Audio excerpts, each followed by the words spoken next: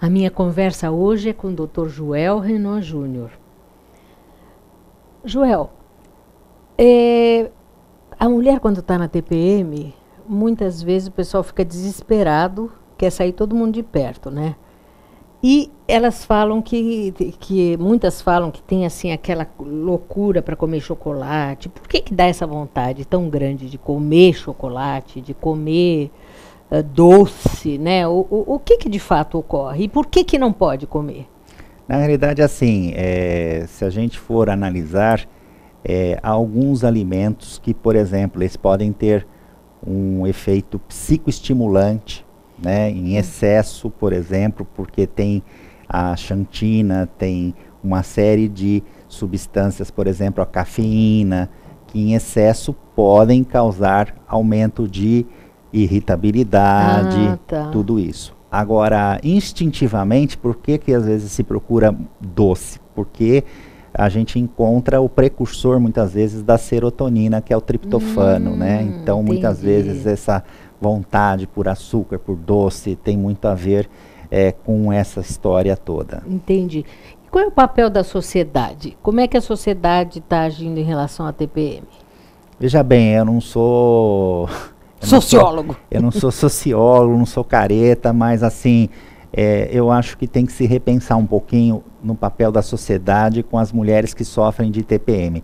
Porque nos quadros leves, acho legal, você brinca, você até tira um pouco da atenção nesses momentos de TPM, mas tem quadros que são quadros mais graves, essas mulheres muitas vezes elas sofrem demais e elas não... às vezes tem coragem até de procurar uma ajuda especializada. Tem mulheres que vomitam, inclusive, tem ânsia de vômito, tem... Sim, somatização, tem sintomas físicos diversos, crises de enxaqueca, mulheres com epilepsia podem piorar muito no período pré-menstrual, terem mais crises convulsivas ou não. Então, assim, é importante que as pessoas saibam que, assim, a TPM não é algo assim simplório, não é algo assim que você deva tratar todas as mulheres como se fossem, vamos dizer, passíveis apenas de tratamentos alternativos. Chiliquentas. Chiliquentas, exatamente. Então, por quê? Porque isso gera um pouquinho até de exploração econômica. A gente... isso que eu ia te perguntar, essas clínicas, né, que oferecem vários tratamentos para TPM. Então, oferecem desde massagens terapêuticas, banhos de ofurô, pedras. Todas as técnicas possíveis. São clínicas muitas vezes caríssimas, né, que atendem a elite econômica e tal, mas assim, usam de métodos que não têm muitas vezes comprovação científica, literalmente muito mercantilistas. E nos quadros moderados e graves de tensão pré-menstrual, isso não funciona e a mulher vai ficar naquele martírio, naquele calvário durante anos, sem saber que muitas vezes ela procurando um bom ginecologista, um bom psiquiatra, ela possa ter uma solução para os problemas dela. Porque na verdade você está me falando que a TPM é um quadro biológico, orgânico. Exatamente. Que essa é a diferença. Minha gente, é orgânico, não é uma coisa que a gente resolva de outra maneira, a não ser de uma maneira com médico, não é isso?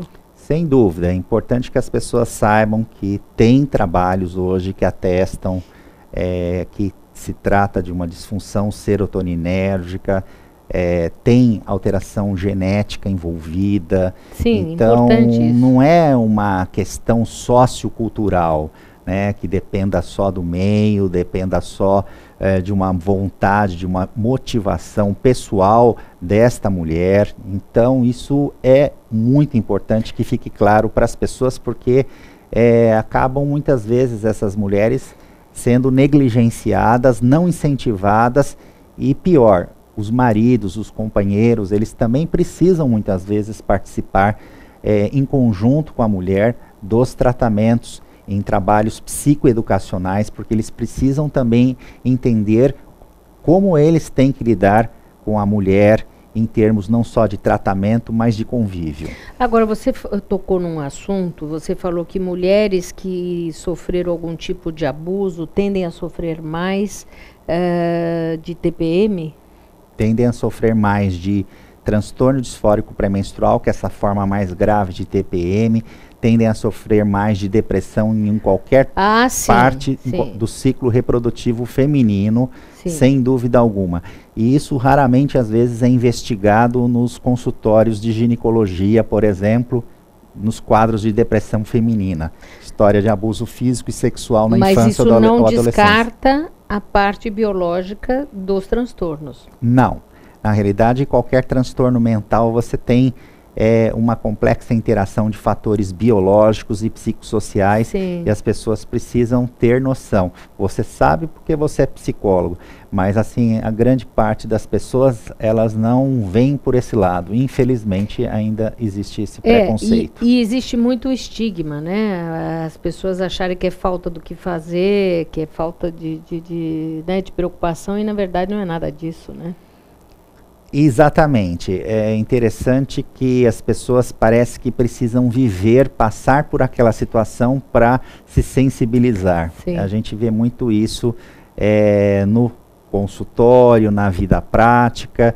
Às vezes as chefias até ironizam, mas eu já vi casos em que a própria CEO da empresa também passou por isso e depois reconheceu que ela pegou pesado com a subalterna. Então é importante que as pessoas saibam que ninguém é invulnerável a ter qualquer transtorno mental ao longo da vida. Que isso não é sinal de fraqueza, não é sinal de falta de religião, de falta de qualquer valor. Isso pode acontecer comigo, com você, com qualquer pessoa, por mais saudável que nós sejamos. Dica final para nossa telespectadora, aliás, para o nosso telespectador. Dica é que o homem, o parceiro, a família, sem dúvida alguma, sejam companheiros dessa mulher, que elas possam ser ajudadas, incentivadas a procurar ajuda médica correta, para que não fiquem aí perdendo dinheiro, literalmente, em clínicas que, sem fundamento nenhum, apenas com interesses mercantilistas, acabam lesando a vida delas, financeiramente e do ponto de vista também da saúde, porque esses quadros mais graves de TPM perpetuam, não são tratados, se cronificam e depois podem até desencadear outros transtornos mentais futuramente e até prejuízos legais, enfim, em várias outras esferas. Muito obrigada. Foi um prazer, Mônica. Até o próximo Arte de Viver.